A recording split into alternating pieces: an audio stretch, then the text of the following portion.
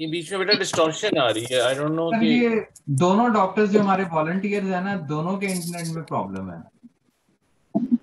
इसमें तो फिर हमारा काम नहीं चलेगा। No, sir, maybe of the videos.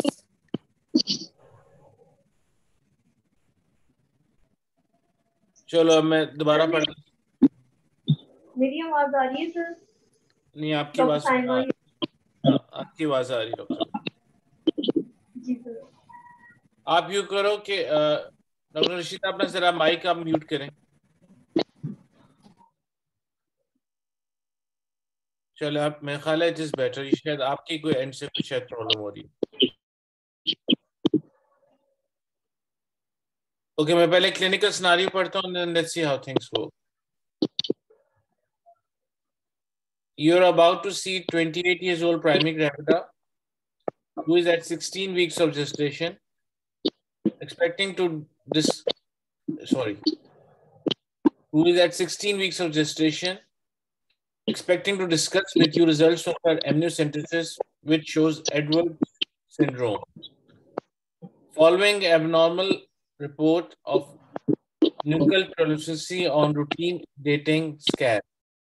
You have 10 minutes in which you should gather further information, explain results and its implication to the patient, answer any questions that patient may have regarding the next step.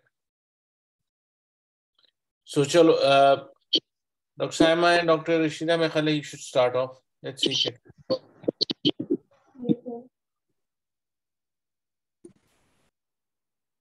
Okay, Dr. Saima, better you do start because I'll continue after you. नहीं बेटा, क्योंकि आप candidate हो तो you need to start off with her, ताकि then she will आपके catch up कर देगी जो questions आप. Okay, so I will take her as a start. You can, please, voice is coming, it's okay. Can I start? There is a distortion, लेकिन मेरा ख्याल है you can start. Yes, sir. Okay, so Dr. Sama, you will start my, hello, I am Dr. Rashida, can I confirm your name and age, please? जी मेरा नाम, sir, I need to speak in English. Beta, whatever you want. Okay, sir. English or Urdu, I don't know.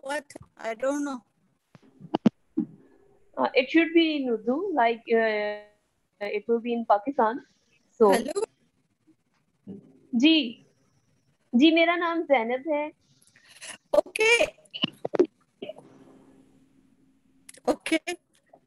Sir, ये doctor Rashida की तरफ से बहुत वो distraction है, जो क्लियर आवाज नहीं आ रही बिल्कुल भी ना उनकी. फिर हम ये करते हैं कि हमारा Then somebody else, what can I do? I can just only listen. Sure. Okay, आप यूं करें डॉक्टर रशीदा, यू अपना माइक आप म्यूट कर दें. कोई और कैंडिडेट है? Is there any other candidate who would like to do this?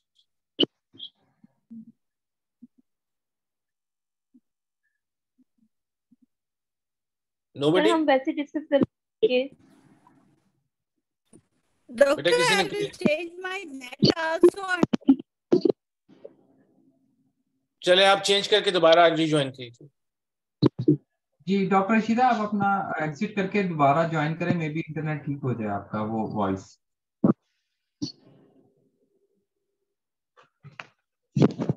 Okay.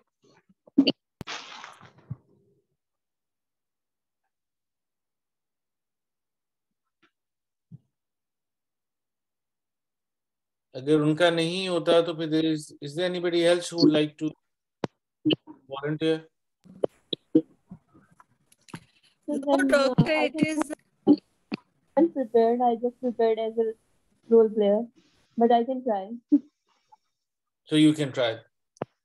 और आप यूं करो और रोल प्लेयर मैं बन जाता हूँ और आप इससे लेके you can start.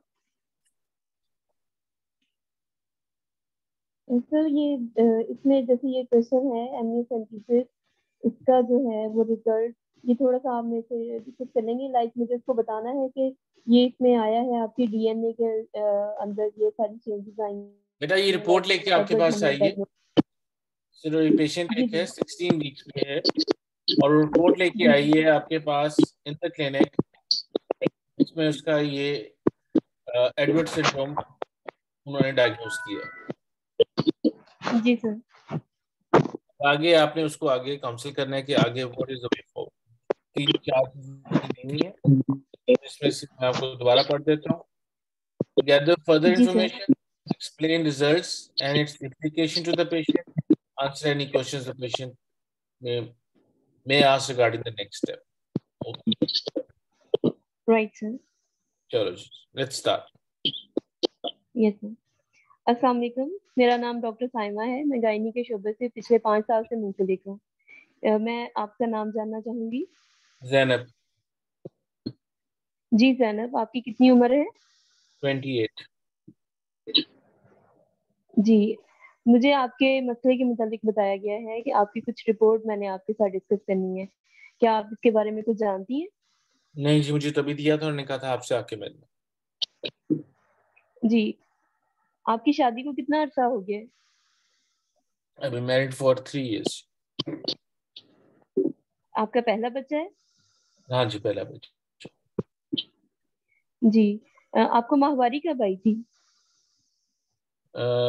तकरीबन कोई 16 वीक्स पहले उसके हिसाब से। जी, ये आपकी प्लान्ड प्रेगनेंसी थी? आप यानी खुद से कंसीव करना चाह रही थी? जी। जी, आपकी तालीम क्या है? Doctor, can you hear me now? I changed my even computer. It's okay? It's better. It is better. Better. Okay, so I can start with a sorry. I'm sorry. No, doctor, it is getting again the problem. चलो कोई बात नहीं, हम इससे continue करते हैं। आप just listen. आप म्यूट कर दो बेटा। चलो Saima will continue. Yes sir. आपकी तालीम के बारे में जानना चाहूंगी। आप कितना पढ़ी हुई हैं? मैं ग्रेजुएट है। जी, आपके हस्बैंड क्या करते हैं? उनका प्राइवेट जॉब। जी, आपके लिए सपोर्टिव है? सपोर्टिव का मतलब? आपके लिए आपके हर मसले में, हर बात में मददगार हैं आपके लिए? हाँ जी। जी, आपको किसी किस्म का कोई मसला, कोई ब्लड प्रेशर, शुगर या कोई और मसला हुआ हो? नहीं। कभी कभी कोई आपका ऑपरेट हुआ हो?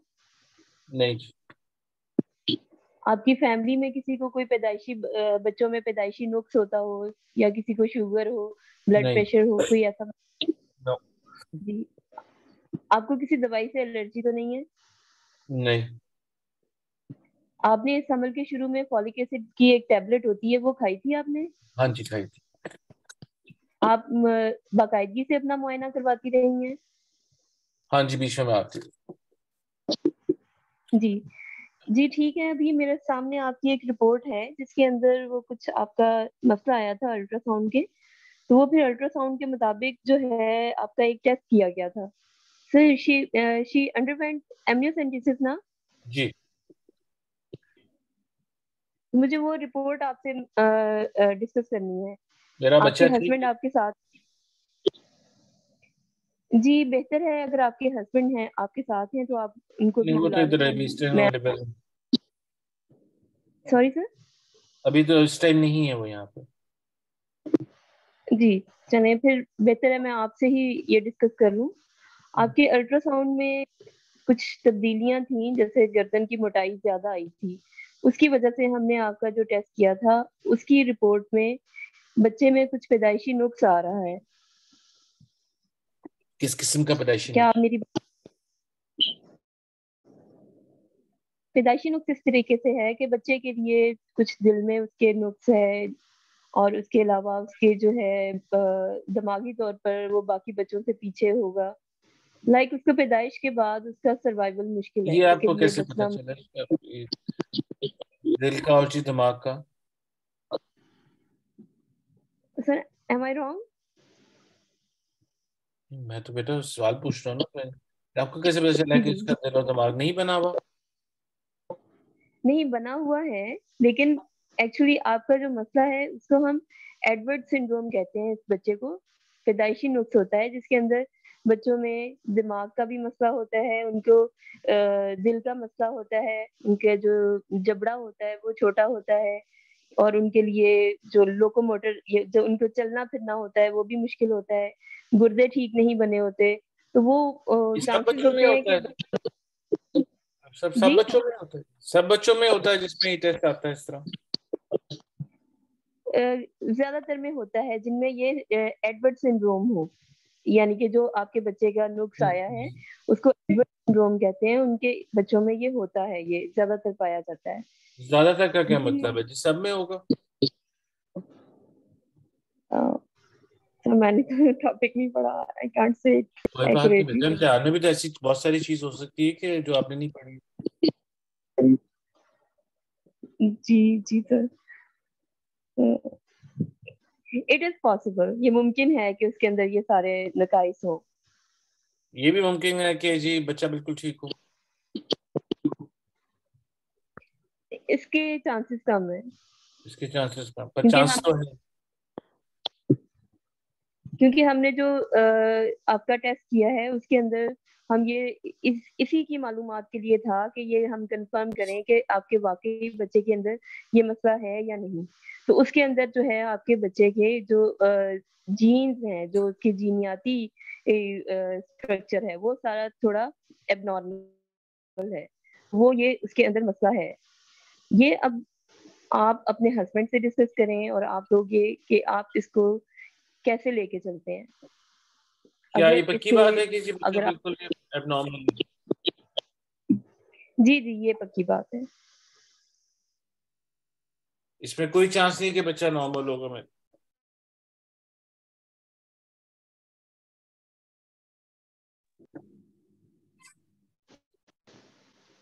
Sorry sir, disturbance sir.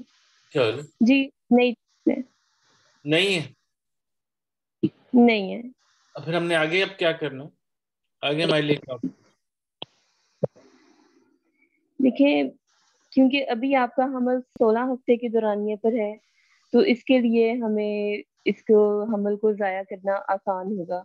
अगर आप इसको आगे लेकर चलती हैं तो ये फिर इसकी पैदाइश में मुश्किलात ज्यादा आ सकती हैं। कैसी मुश्किलात?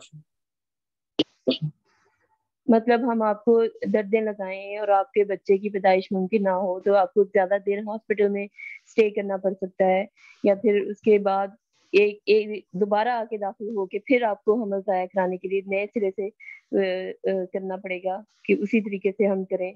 तो ये इस तरीके से हो सकता है कि बच्चा भी जरा बड़ा हो जाएगा तब तक, तो उसकी पैदाइश के लिए वो मुश्किलात।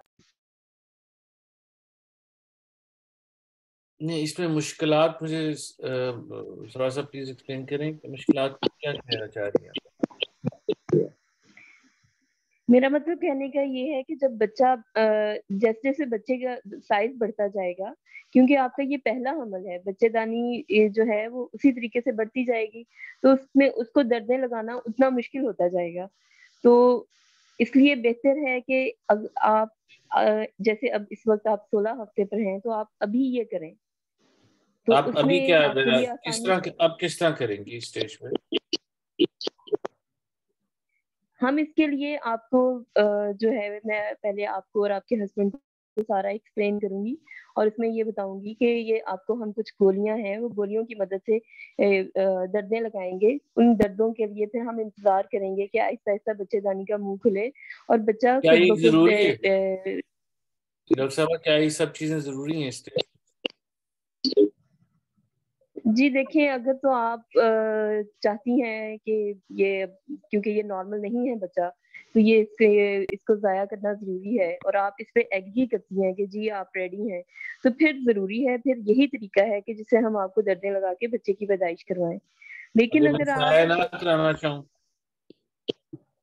देखें, वो आपका बच्चा है, आपका आपका ही डिसीजन होगा, आप जैसे चाहेंगी, लेकिन ये कि बेहतर हमारी तरफ।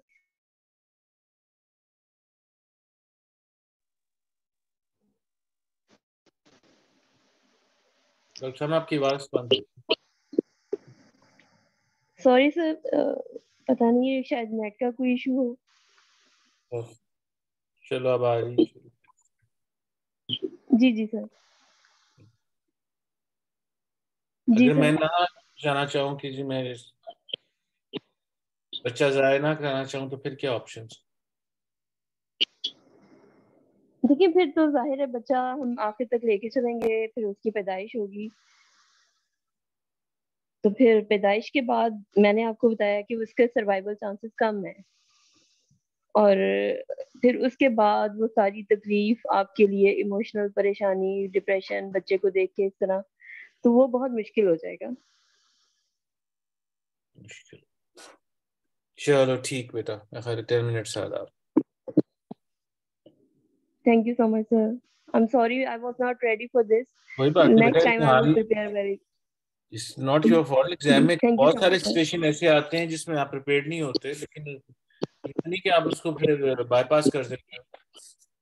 That is also part of this exercise, जिसमें आपको ये पता है कि अगर आपको कुछ भी ना पता हो तो फिर आपने क्या करना। Sir was I better or not? वो तो आप बताओ, what do you think, how did you perform? It's not good sir, I'm sorry. कोई बात नहीं। क्या चीज आपने अच्छा परफॉर्म नहीं किया? सर पहला, हिस्ट्री और सबसे इम्पोर्टेंट। हिस्ट्री आपकी मोरलेस वाज फाइन, जो आपने जितना उसको लेके लिखे, आई डोंट थिंक सो कि उसमें कोई इतनी क्रॉस चीज आपने मिस की। जो सिर्फ एक चीज आपने मिस की है, वो इसकी कजन मैरिज की थी, जो इम्पोर्टेंट थी। ओह यस सर, जी सर, सॉरी।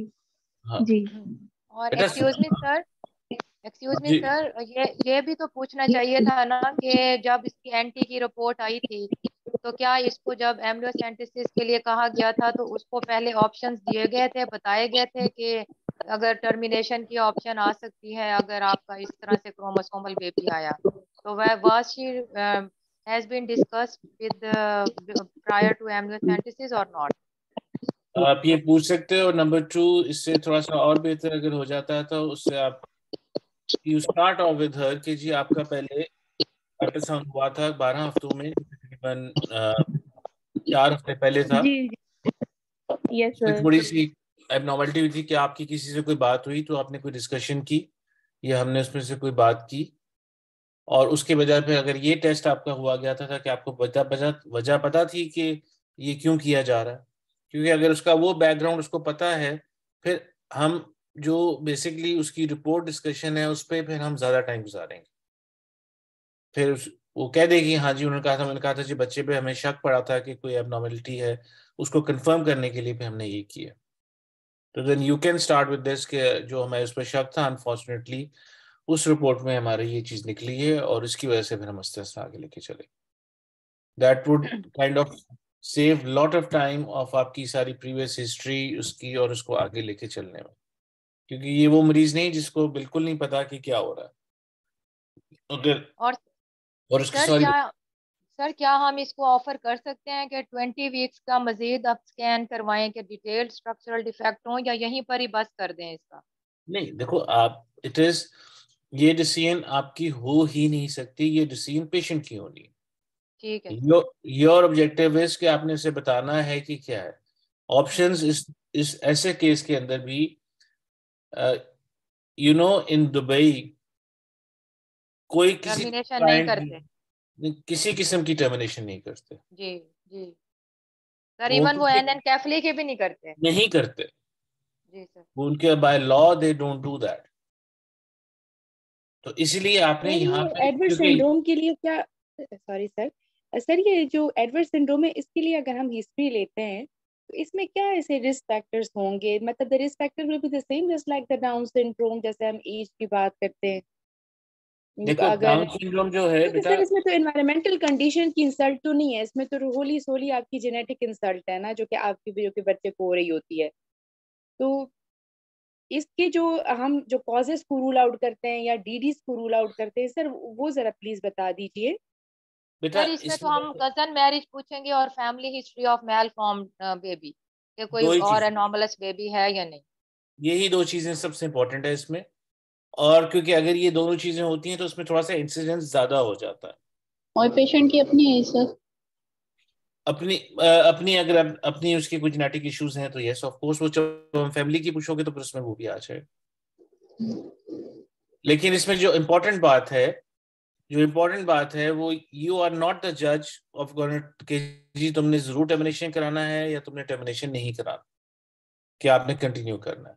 इसमें जो इम्पोर्टेंट बात आपकी ये होती है, अगर एडवर्ड सिंड्रोम या ट्राइसोमी 18 आ जाती है, उसमें 50% babies they die in utero during pregnancy, उनकी आईयूडी हो जाती है। और इसका 1 ईयर सर्वाइवल रेट बहुत कम है। तकरीबन जो नॉर्मल डिलीवर भी या उसके बाद डिलीवरी भी के बाद भी जो हो जाते हैं, उनमें से 80 to 90% they don't survive more than a year. तीसरा कि उसकी स्वेटी कितनी है, उसको क्या कार्डिक या ब्रेन का इशू है। देखो कार्डिक का तो इशू हम रीवैल्यूएट करेंगे 20 वीक्स के ऊपर बाय एको, वो करके उसे बताया जा सकता है। इंटेस्टाइन्स का जो मेन इसका इशू आ जाता है या ब्रेन की कोई है, वो हमें डिलीवरी के बाद ही पता चलेगा। तो इस मेजॉरिटी ऑफ द केसेस इसकी स्ट्रक्चर और ये एबनॉर्मलिटी, ये वो बेबी है जिनका आगे लॉन्ग टर्म प्रोग्नोसिस बहुत पुअर है। इवन जो डाउन है उसका प्रोग्नोसिस होता है, लेकिन उसके भी मोज़ेक्स वगैरह अगर आ जाएं तो डाउन वाले बेबीज भी दे डू वेरी वेल और they can survive up to whatever age a normal person can be. तो इसके अंदर वाला जो अनफॉर्चुनेटली ट्राइसोमी 18 है या एडवर्ड सिंड्रोम है, ये this is the second most common chromosomal abnormality, number 1। ये आपने पेशेंट को बताना है, और ये जेनेटिकली ही कोई इशू है तो ये हो सकता है, दूसरा उसको ही बताना है। तीसरा पेशेंट को मोस्ट इंपॉर्टेंट बात है कि इन दोनों डिस्कशन के बाद फ्यूचर के प्लान्स हमने क्या करने। फ्यूचर के प्लान्स उसमें इसमें जो आ जाता है मेजॉरिटी ऑफ टाइम, वो पूछ सकता है कि क्या मेरा अगला बच्चा भी कोई ये सारी प्रॉब्लम होगी कि नहीं होगी, या उसकी मैनेजमेंट के लिए हम क्या कर सकते हैं, हमें दोबारा प्रेग्नेंट होना चाहिए या नहीं होना चाहिए, क्या आपने genetic screening of both parents करनी है कि नहीं करनी, कि उनमें कोई ऑटोसोमल रिसेसिव ऐसी चीज तो नहीं कि बाद में कोई और जेनेटिक इशू में आ जाता। तो that will cover your whole इसका स्पेक्ट्रम ऑफ डिजीज एंड आगे उसकी management with this patient. So the top of the list is कि यू आर नॉट अ जज टू डिसाइड कि जी कि हमने इसको टर्मिनेट करना है कि हमने इसको लेके जाना है। वो डिसीजन पेशेंट ने करना है, आपने उसको बता देना है जो बातें मैंने 4-5 आपको बताई कि इनमें जी स्ट्रक्चर जरूरी नहीं है, पर इसमें पॉसिबिलिटी है कि इसमें स्ट्रक्चर एबनॉर्मलिटी में ये हार्ट की, इंटेस्टाइन की, ब्रेन की हो सकती है, स्टर्नम की हो सकती है, जॉ की हो सकती है। कुछ ऐसी चीजें हैं इनमें से जो फर्दर आगे इन्वेस्टिगेशन या अल्ट्रासाउंड के अंदर हम उसको स्पेसिफिकली देख सकते हैं, डायग्नोज कर सकते हैं। कुछ हमें पता चलेंगी जो डिलीवरी के बाद पता चलेंगी, पर अनफॉर्चुनेटली जिसका ये पॉजिटिव आ जाता है बेबी, वो उसका सर्वाइवल रेट जो बेबी का है वो prognosis is not very good, and in majority of the babies they don't survive more than a year. उसके बाद आपके पास ऑप्शन आ जाती है कि ये हम टर्मिनेशन अभी कर सकते हैं, या 50% पेशेंट्स की अगर आईयूडी हो जाती है तो टर्मिनेशन हम तब भी कर सकते हैं, या तीसरा है कि हम डिलीवरी जैसे होती है उसको करने के बाद फिर हम आगे डिसाइड करेंगे कि हमने अगला क्या स्टेप लेना है और क्या करना है।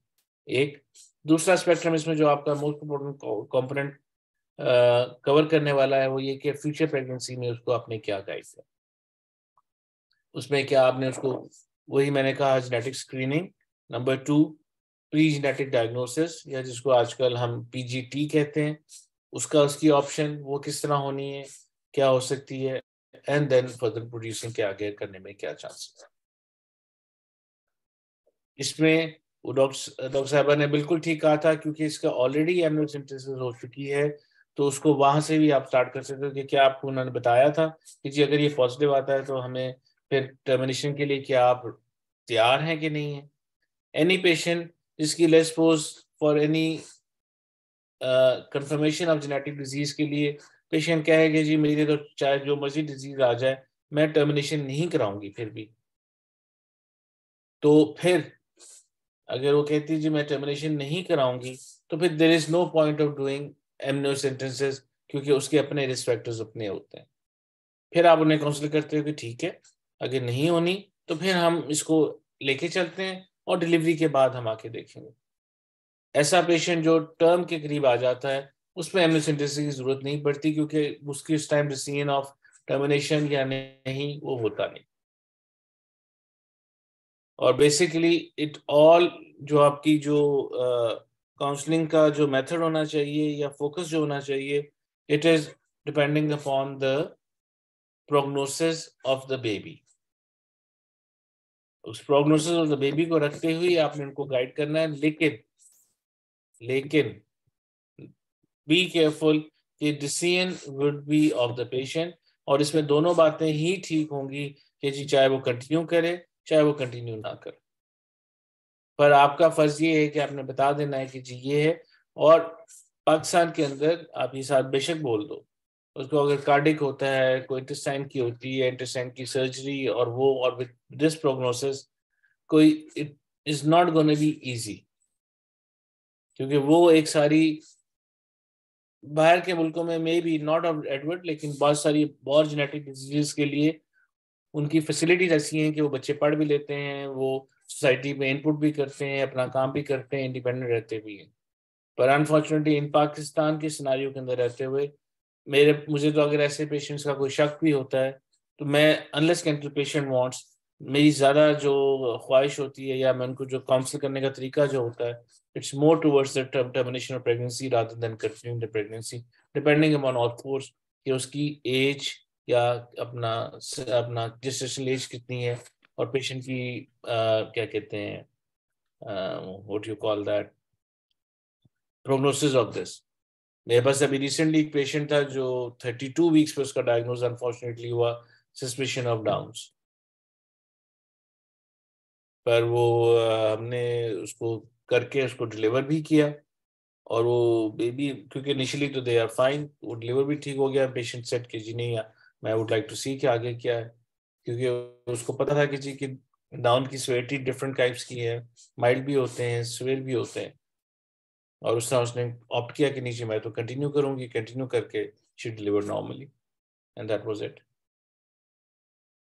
सो अगेन जब भी आपकी इस तरह की एबनॉर्मलिटीज की बात है, नंबर 1 आपको थोड़ा सा प्रोग्नोसिस का आइडिया जरूर होना चाहिए। नंबर 2 मैं पता नहीं कितने बार रिपीट कर रहा हूँ लेकिन ये बहुत ज़्यादा ज़रूरी है, डिसीजन ऑफ टर्मिनेशन और not to terminate is totally of the parents. वो अगर अकेली आई हुई है तो उससे आप कहोगे आप घर जाके अपने हस्बैंड से भी डिस्कस करके आप वापस आ जाओ। नंबर 3 उसकी रिकरेंस। नंबर 4 उस रिकरेंस को प्रिवेंट करने के लिए क्या क्या ऑप्शंस हैं हमारे पास। कई बार आप कह दो कि जी नहीं जी आपका इसका अगर रिपीट होने के या दोबारा इसका होने के चांसेस इज अराउंड 1% और 2%, they want to take a chance, लेकिन उसमें करने के लिए फिर हम ये उसको जरूर कह सकते हैं कि जी आपका फिर हम 10 वीक्स के ऊपर ही हार्मनी टेस्ट कर सकते हैं जिसके अंदर ये वाली सारी चीजें आपकी डायग्नोज हो सकती है, वो अगली प्रेगनेंसी में होगी।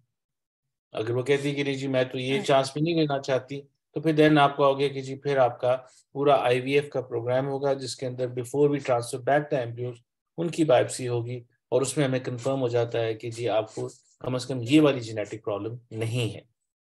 उसमें जो नॉर्मली हम 3 जेनेटिक डिजीजेस कवर करते हैं वो 18, 21 और 13, तीन make out of the most common genetic diseases, उसके हिसाब से फिर हम आगे लेके चलते हैं। सर ये हार्मनी टेस्ट का रिजल्ट कितने अरसे में आ जाता है? बेटा with in almost 10 working days पे 2 वीक्स तक ये आ सर ये हम फिर बाहर भिजवाते हैं? ये बाहर जाता है, पाकिस्तान से अंदर नहीं होता। आप मदर का ब्लड सैंपल लेते हो, मदर का ब्लड सैंपल लेके उसको भिजवाते हो, उसमें वो उसका प्री फीटल डीएनए आ जाता है। सर इस टेस्ट का जरा दोबारा नाम बता दें टेस्ट का। Pre fetal DNA free harmony test. Harmony test. Harmony test okay. हाँ जी हार्मनी टेस्ट। इसको नॉन इन्वेसिव निफ्ट भी कहते हैं। NIPT सर। हाँ यस सर। निफ्ट भी कहते हैं। बट इट्स डायग्नोस्टिक ना सर। सर ये निप तो पाकिस्तान में अवेलेबल नहीं है, A5P में NIPT। बेटा मेरा ख्याल है शायद वो भी बाहर भिजवा रहे, I am not very sure, पर ये बाहर होता है और इसका ऑलमोस्ट जो कॉस्ट है जहाँ पे हम भिजवाते हैं वो है इसमें 2 किस्म के होते हैं। अगर ये सिर्फ आपने 3 वाला करना हो तो उसकी कॉस्ट है मेरे ख्याल है अराउंड 90,000, लेकिन अब मेरा ख्याल है डॉलर बढ़ गया तो शायद उसकी कॉस्ट भी बढ़ गई होगी। और जो अगर हम इसका एक्सटेंडेड वर्जन करें तो वो तकरीबन 130 के करीब होता था, 1,30,000। सर ये भी तो स्क्रीनिंग टेस्ट ही है ना, अगर ये भी तो पॉजिटिव आ गया तो आपको कंफर्म करना है ना। अगर वो तो सिंड्रोम्स के लिए भी आप जो पेरेंट्स की जेनेटिक स्क्रीनिंग के सैंपल्स बाहर भेज। बेटा आपकी आवाज कट रही। सॉरी सर मैं कह रही हूँ कि जिस तरह ये चिल्ड्रन हॉस्पिटल और इस तरह के जिनके बच्चे, जिस तरह सर मेरा अपना बेटा एक स्पेशल चाइल्ड है, तो सिंड्रोम्स की स्क्रीनिंग के लिए वो चिल्ड्रन हॉस्पिटल वालों ने हमारे जेनेटिक टेस्टिंग के लिए सैंपल्स लिए थे जो पता नहीं जर्मनी के कहाँ भेजे थे। सर ये वही टेस्ट है? नहीं वो देखो वो फर्क होता है। अच्छा। आप वाला जो नॉर्मली जो आप रूटीन का करते हैं वो सिंपल बेसिकली अगर तो बच्चे में कोई ऐसी जेनेटिक डिजीज या एबनॉर्मलिटी पता चल जाती है तो फिर वो स्पेसिफिकली उसका करते हैं, otherwise they do a routine screening. और वो रूटीन में मेजॉरिटी ऑफ द पेशेंट्स के अंदर ये एक्सटेंडेड वाला टेस्ट करते हैं ऑफ जिसकी फैमिली के अंदर हो। जिसकी फैमिली में नहीं हो, जैसे पेशेंट्स आके हमें कहती हैं कि जी हमने हार्मनी टेस्ट कराना है, मैं जी फैमिली में आपकी कोई इशू है कि नहीं जी आपकी एज लेस देन 35 है तो normally it is not recommended. पर वो कहते हैं कि जी कि अगर पेशेंट कहता है तो फिर आप करवा लो, वो हमको भिजवा के करा लेते हैं। तीसरा जो नई गाइडलाइंस है मैंने रिसेंटली पढ़ी है उसमें उन्होंने रिकमेंडेशन दी है, उसने जरूरी नहीं कि वो करवाओ, उन्होंने ये भी कह दिया कि जी जितने हमारे IVF के पेशेंट्स हैं जिनकी पहले नहीं हुई उनका भी आपने ये नॉन इन्वेसिव निफ्ट टेस्ट करवाए, क्योंकि उनमें कहते हैं कि नहीं। लेकिन जनरली स्पीकिंग अगर आप लिटरेचर उठा के इसका जेनेटिक का इंसिडेंस पढ़ो कंपेयरिंग IVF पेशेंट्स और नेचुरल प्रेगनेंसी तो जो IVF वाले हैं उसमें मेरा ख्याल है सिर्फ उनका अबाउट 1% ज्यादा है, बाकी सारा कुछ दोनों होता है बराबर। तो दैट 1% डज नॉट क्वालिफाई कि जी हम अपने मरीज जो अफोर्ड नहीं कर सकते उनका भी हमसे जरूर कराएं, पर दैट इज एन ऑप्शन जो अभी सोच रहे हैं कि क्या सब पेशेंट्स का ये होना चाहिए, क्योंकि ये टेस्ट बड़ा सिंपल सा है। मदर का सिर्फ सैंपल लेना है, 10 वीक्स के बियॉन्ड लेते हैं and then it is just. लेकिन इसमें सॉरी बेटा इसमें मल्टीपल प्रेगनेंसीज के अंदर it is not that reliable, क्योंकि मल्टीपल प्रेगनेंसीज में आपको ये नहीं पता कि जो फीटल सेल्स उन्होंने पिक किए हैं जिसका उन्होंने PCR किया है वो क्या एक बेबी का है कि दोनों बेबीज के उसमें आता है। और ऑफ कोर्स इसमें फिर जो भी है these are all screening test, और इसमें अगर कुछ आता है तो then again the option is to go in to have an confirmation by amniocentesis, और वो amniocentesis ट्विंस में या मल्टीपल प्रेगनेंसीज में ज्यादा आसान होती है, क्योंकि then you identify कि ये हमने एक एम्ब्रियो से अपना इस वाले फीटस से लिया है, ये हमने इस फीटस से लिया है और ये हमने सैंपल इस फीटस से लिया है, तो फिर उसको सबकी स्क्रीनिंग हो जाती है। अब तीसरा उसमें इशू आ जाता है कि लेट्स सपोज कि अगर हमने मल्टीपल प्रेगनेंसीज हैं, एक बेबी नॉर्मल आ गया और एक में कोई प्रॉब्लम आ गई, जैसे एक में ये एडवर्ड आ गया दूसरा बिल्कुल नॉर्मल है, फिर क्या करना?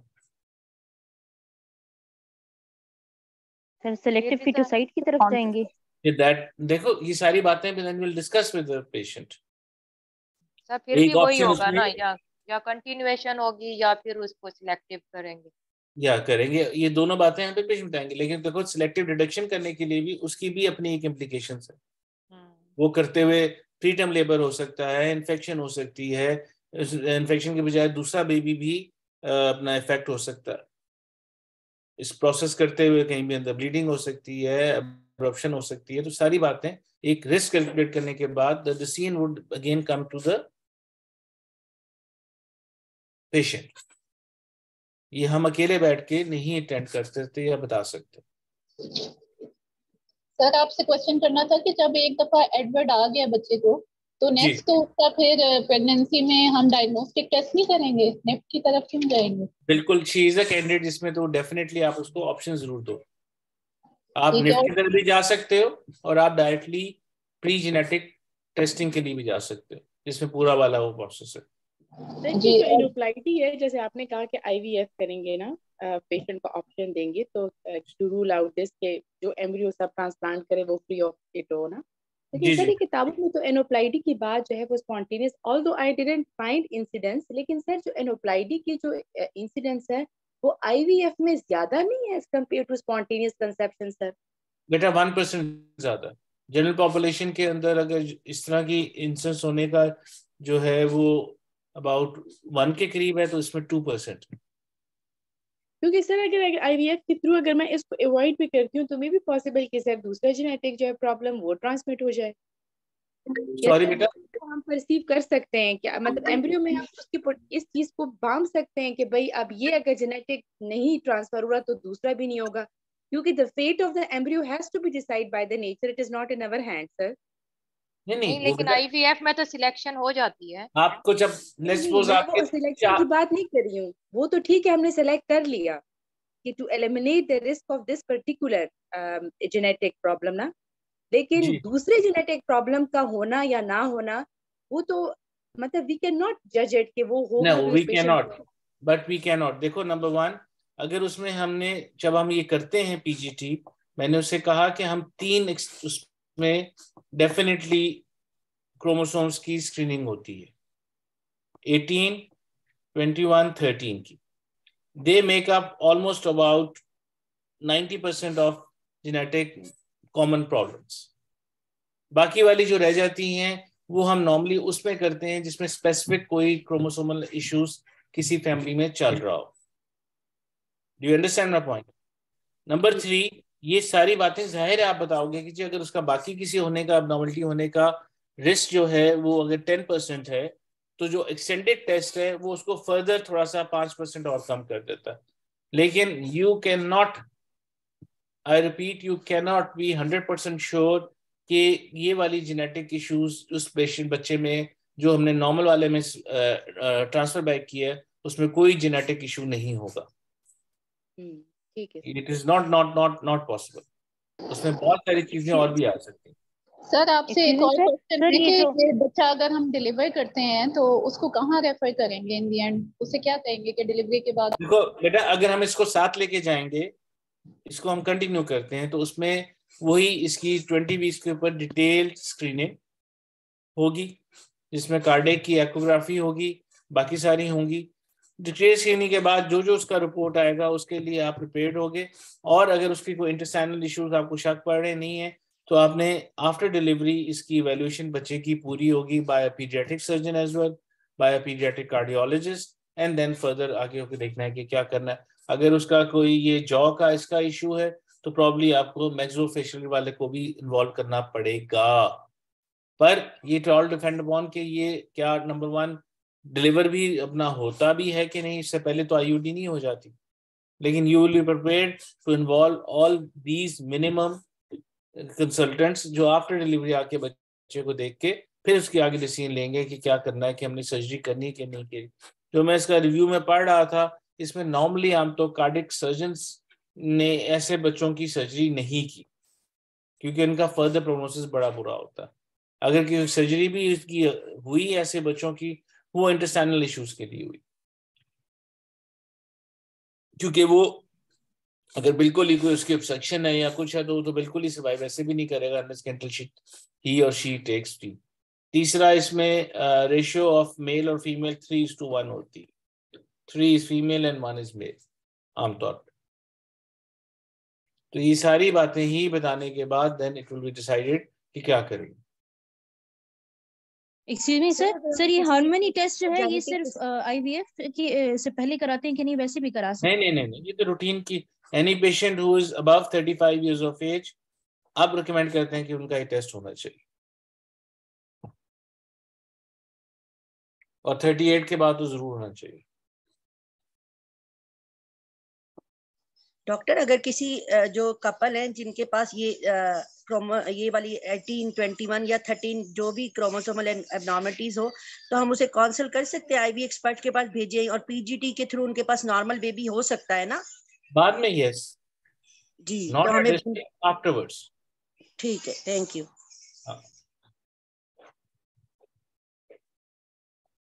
सर ये रीनल एजेनेसिस वालों के साथ क्या क्या करते हैं? ये उनका भी सेम ही चलेगी? उनका भी सेम रीनल चलेगा, एजेनेसिस। हाँ, डिपेंडिंग अपॉन कि आपने किस जेस्टेशन एज में उसको आइडेंटिफाई किया है, और अगर और कब डिलीवर हुआ है, डिलीवरी के बाद आपने क्या प्रिपरेशन करनी है वो करेंगे। लेकिन डिसीजन किसने लेना है? पेरेंट्स ने। पेरेंट्स, हमने नहीं लेना, पेरेंट्स हैं। हमने नहीं लेना। जी सर, डिसीजन तो पेरेंट्स लेके, जितने भी पीओजी पे आ जाए हमने टर्मिनेशन ऑफर करनी है, लाइक 24 के बाद, जैसे हम लोग कहते हैं कि लेट हमने बेटा हमने जरूर करनी है, लेकिन डिसीजन उन्होंने लेना है। Do you understand this point? मतलब एट द टर्म तक हम उसको टॉप ऑफर कर सकते हैं, मतलब 30, 34, 35 वीक्स तक हम टॉप ऑफर करेंगे। यू कैन टेल देम कि जी कि अभी आप स्टेज पे हो, हम आपका इमरजेंसी सेक्शन नहीं करेंगे फॉर फीटल डिस्ट्रेस और व्हाट नॉट, और डिलीवरी के लिए अगर आपकी लाए लॉन्गिट्यूडनल है तो this can be an option. Okay sir, thank you.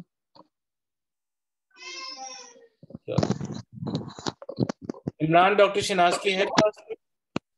नहीं सर, आज नहीं है। नहीं है। Another 2-3 minutes। जी बेटा। सर प्लीज हमारी ये क्लास हाई ड्रॉप्स भी ले लेंगे, अगर हाई ड्रॉप्स किसके स्टेशन पे हो तो हम किस तरह से उसको लेकर चलते हैं?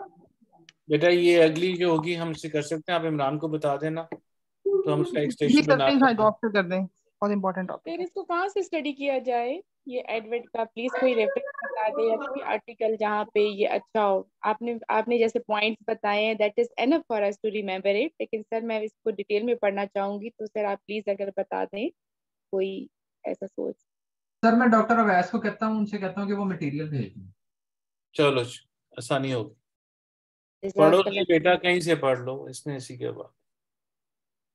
Doctor, it is in NHS and everywhere. It's in the internet, Google. There Yes, is on many things. NHS it is. NHS Yes, is the best I one. have searched it. On NHS Best it one. is, but the incidences and the recurrence and the prognosis that sir discussed Everything with is there because I read from there. You can read बेटा, Google करो, बहुत सारी चीजें मिल जाएगा। NHS खोला है मैंने sir, अभी मैंने NHS खोला है, उसमें सर इतनी डिटेल नहीं है जो आपने सर इतनी पढ़ाई है हमें। बेटा देखो, ऐसी चीज नहीं है। देखो नंबर 1 एक चीज इसमें जो सीखने वाली है, आप ये station forget about Edward syndrome. एक पेशेंट आ जाता है 16 हफ्ते में जिसका prognosis of baby is poor, हमने उसको किस तरह डील करना? और वो मैनेजमेंट, देखो वो मैनेजमेंट, कुछ बैकग्राउंड आपको नॉलेज है, कुछ आपको पता है कि जी हमने इसको लेके नहीं चलना और किस तरह टर्मिनेट करना। एक ऐसा क्लिनिकल सिनेरियो आ जाता है कि जिसमें प्रेगनेंसी की वजह से लाइफ थ्रेटनिंग सिचुएशन है टू द मदर, उसको आपने कैसे डील करना है? मेरे पास रिसेंटली एक पेशेंट आई है जिसकी IVF प्रेगनेंसी है and she was at about 12 weeks of pregnancy. वो स्वे रीनल फेलियर में चली गई। उसका ANA पॉजिटिव था, पहले पता नहीं था। वो स्वे रीनल डिजीज में चली गई है कि उसका डायलिसिस तक होना पड़ा। तो we sat down with the nephrologist and with the parents, उनको हमने बड़ा डिस्कस किया and we had to terminate that pregnancy, क्योंकि उस प्रेगनेंसी को टर्मिनेशन करने के बाद, क्योंकि you understand fluid overload, renal failure and everything, उन्होंने कहा जी पहले आप प्रेगनेंसी टर्मिनेट करें, फिर हम इसको टेकअप करेंगे। उसके बाद उसकी बायोप्सीज हुई रीनल, उसके बाद उसका डायलिसिस हुआ, लेकिन पेशेंट अभी भी सीरियस है। लेकिन we had to take that decision for the sake of the mother. तो उस सारे को देखते हुए इट इज, लेकिन ये आपका जो ज़हन में एक प्लान होना चाहिए कि अगर इस किस्म की कोई चीज हो जाती है तो आपने उसको टैकल किस तरह करना है या मरीज को कैसे बता। अगर लेट्स सपोज मैं होता और आपको बिल्कुल एडवर्ड सिंड्रोम का बिल्कुल नहीं पता, पर ये आपको जरूर पता है कि जी कि इसका प्रोग्नोसिस बुरा होता है, तो फिर आप बता दोगे कि जी कि हाँ जी मुझे इसकी डिटेल नहीं पता, पर जहां तक मुझे याद आ रहा है मैं उसको दोबारा रिकन्फर्म भी बाद में कर सकती हूँ ये वैसे प्रेगनेंसी वाले वैसे वाले बेबीज जो हैं वो सर्वाइव नहीं करते, और they normally they die with in very recent time, या कुछ की पेट में डेथ हो जाती है, उसके बाद हम लेके उसको आगे चल जाओ। फिर बाकी सवाल वो कुछ अपना ज़ाहिर है रोल पे भी सवाल पूछेगा, उसको साफ करते करते करते करते फिर आप आगे चले जाओ। Is that okay? जी जी सर। लेकिन ये तो नहीं आप जाके कह सकते ना एग्जाम में ना वैसे अपने पेशेंट के बाद कि जी ये तो मैंने पढ़ा ही नहीं था, ये मैंने यूनिवर्सिटी क्वेश्चन में नहीं था हमारे, तो हमने इसको छोड़ दिया था, तो अब क्या करें? तो कुछ ना कुछ आपने वहां बैठ के जरूर। सर हमारी डेली प्रैक्टिस में भी अगर इस तरह के पेशेंट्स आते हैं तो हम उनसे फिर टाइम मांगते हैं कि जैसे आपने नेट पे सर्च कर लेंगे या ऐसे कुछ बता देंगे आपको इसके बारे में? आप बता देंगे। आप उन्हें ये भी कह सकते हैं कि जी मैं अपने सीनियर से भी मशवरा ले लेती हूँ, आप थोड़ी देर बाहर तशरीफ रखिए, मैं आपको दोबारा कॉल कर लेती हूँ। तब तक आप आपस में करके वो सारी चीजें करके। Doctor, we can do one thing more, that we can tell to the patient that you take the patient information leaflet, web addresses or whatever it is, and then you can come back after you're talking with your partner, and then at that time we can consult our senior, and then the next appointment will be the senior. He can be the one who consult with the patient whatever he wants. बेटा बिल्कुल 110% आप कर सकते हो, practically हम ये करते भी हैं, लेकिन you can't do that in examination. No, means if we ask it, I'm talking about, Yes. they can ask if there's a question. Of course, जब आप अपने डिपार्टमेंट में काम कर रहे हो, आपके सीनियर्स भी हैं, ऑफ कोर्स आप उसका करके वो आप कर सकते हो, उसमें कोई शक नहीं। Because sometimes they are asking the percentages and sometimes you don't know the percentage, even you can tell. आपने वहाँ लाई नहीं करना कि जी पीट का इसका चांस कितना है, वो नहीं है, वो आप नहीं पता तो आप कह दो जी वी नॉट श्योर, लेकिन it's quite high. Yes, this can be the one technical answer to handle the patient or a doctor, examiner, whoever it is. और दूसरा मेरी बात याद रखो, पहली दफा किसी को भी अगर उसकी साथ अकेली आई हुई है और बाकी कोई फैमिली मेंबर्स नहीं है, तो that is not the time to decide कि हमने टर्मिनेशन करनी है कि नहीं करनी at that spot. Yes. She can always come back, she can always come back. हाँ, ये नहीं आप कहोगे कि आपने 4 हफ्तों के बाद वापस आना फैसला करके, कि टर्मिनेशन फिर एट 16 और फिर 20 वीक्स में फिर और फर्क हो जाती। तो ये नहीं आप कहोगे कि आपने 4 हफ्तों के बाद आना है। उसने कहा जी आप 1 या 2 दिन ले लीजिए, घर में बैठ के डिस्कस कर लिए। बेहतर है कि आप अपनी फैमिली में किसी मेंबर को जो साथ आपका डिसीजन लेता है उनको साथ लें, चाहे वो आपका हस्बैंड है या आपकी सास है या जो भी है, ताकि हम बैठ के उनके साथ भी डिस्कस कर सकें, ताकि हम मिल के फैसला कर सकें कि हमने क्या करना।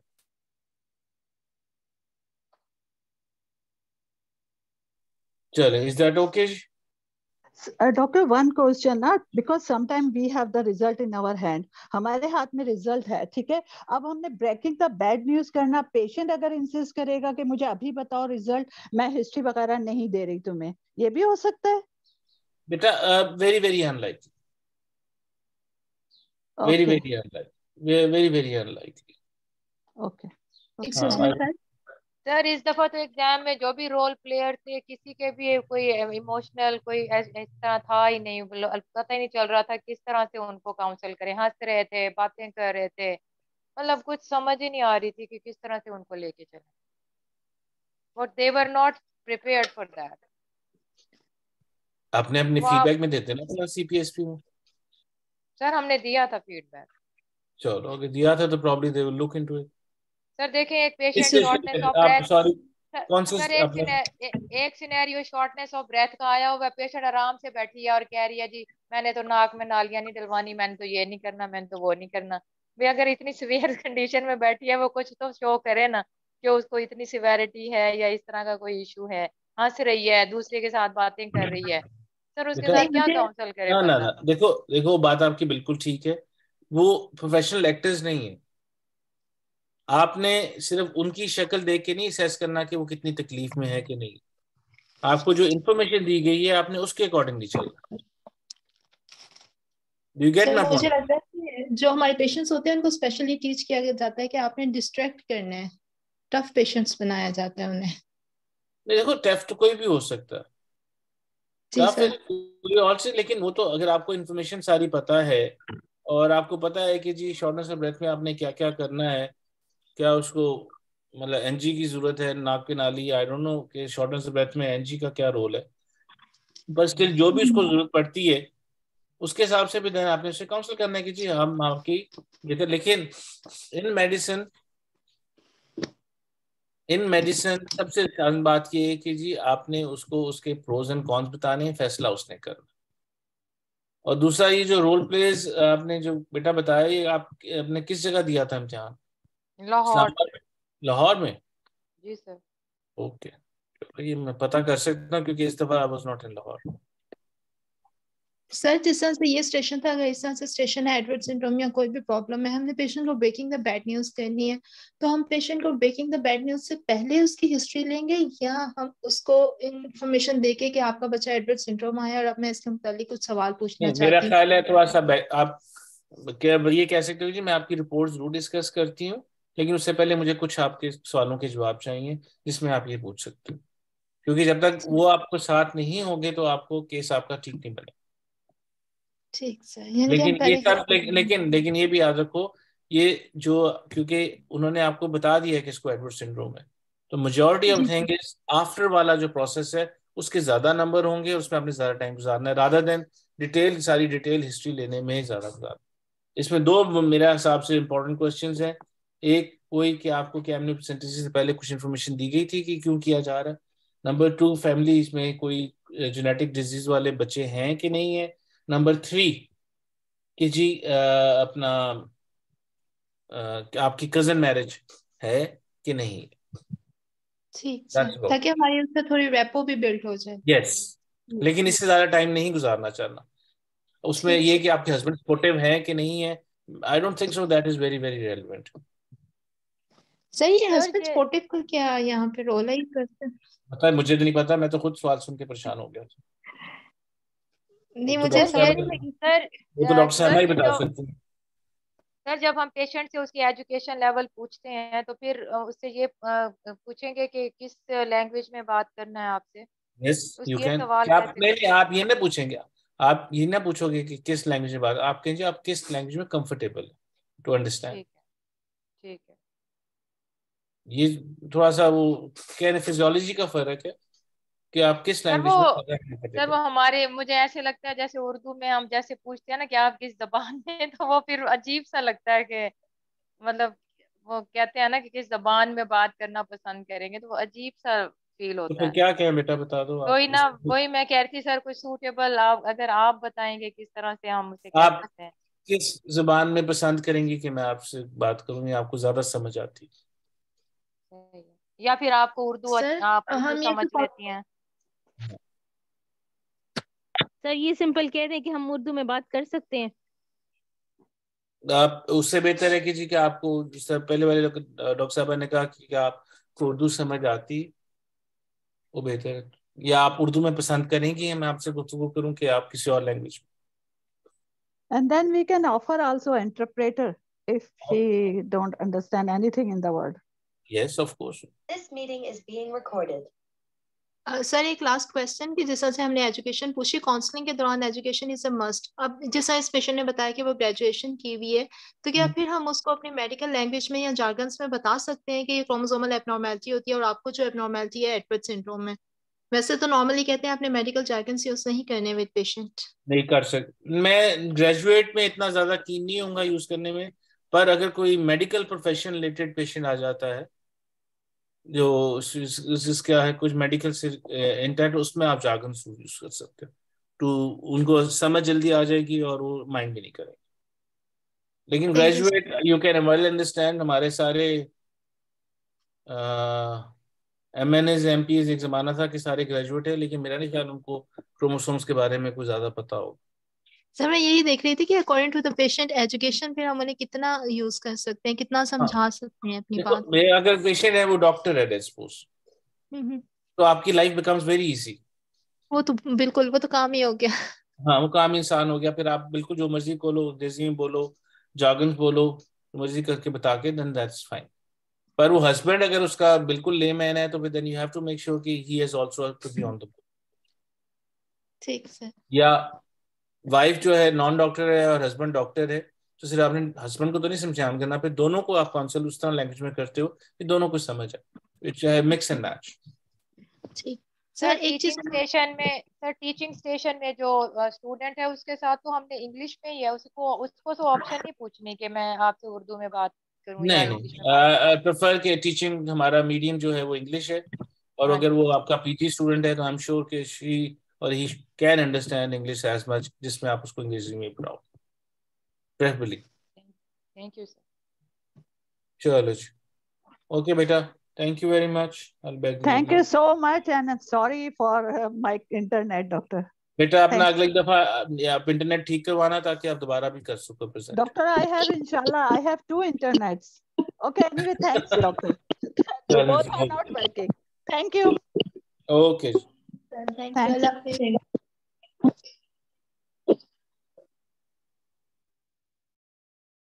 चलो जी, पता है कितने लोग थे?